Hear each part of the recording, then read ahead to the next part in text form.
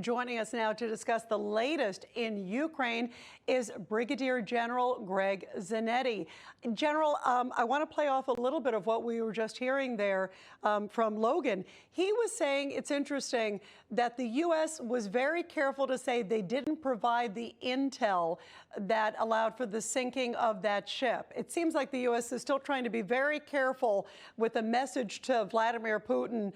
We're just supplying X, we're just helping here, but we're not going that far. Like they're still kind of tiptoeing a little bit. No, absolutely. And the message that came from Putin this week, but testing, the nuclear weapon and displaying it for all the world to see.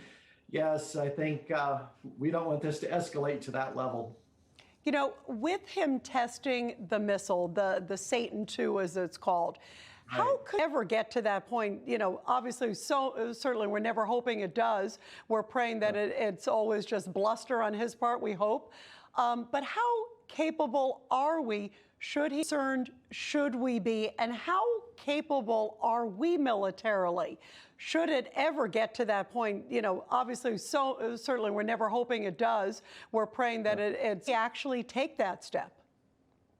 Well, I mean, we have amazing nuclear capabilities. With that said, it's pretty clear the Russians and probably the Chinese have the hypersonic missiles, which we are testing, but we haven't proven yet.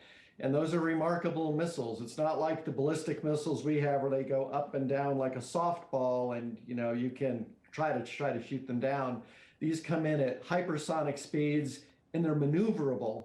So you wouldn't know within 3-4 seconds, is the missile going to hit Memphis or Detroit? And so Putin's been very clear that don't mess with us. We have these, you don't. To your point, there was also a report that the Biden administration actually canceled plans previously to be able to have us almost compatible with Putin. Did that really obviously put us at a deficit, General? Yes, it is. It's stunning to me what has happened throughout this and how the Biden administration has been so confused and so weak in our response. And so I look at this and just shake my head and think, it's too stupid to be stupid. What's going on in our administration? Yeah, it is stunning that we would be in the backseat on something like this.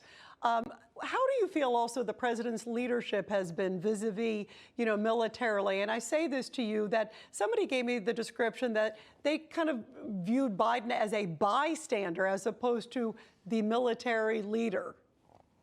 Well, I think that's absolutely true. I mean, we've heard all of his gaffes, of course. And I think, again, we go all the way back to Afghanistan, and we saw how Biden handled that so poorly, which, of course, I believe encouraged Putin to do this now. And now what we have is a very, again, confused and disjointed reply in response to these things. So you heard it today when he talked about how they make sure that the weapons get to the border of Ukraine. Well, here's a problem, and you get these weapons and supplies to Ukraine, but how do you get them into the fighters?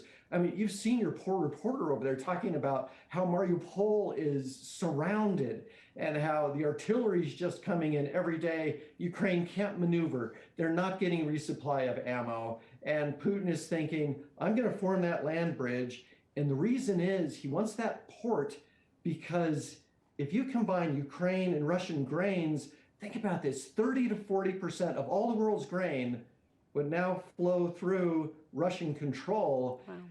Control the world's food, you control a lot of people. Yeah, obviously, and then he wants to also get Odessa, too, and that would essentially make Ukraine a landlocked country, too, so that's pivotal, too, as well.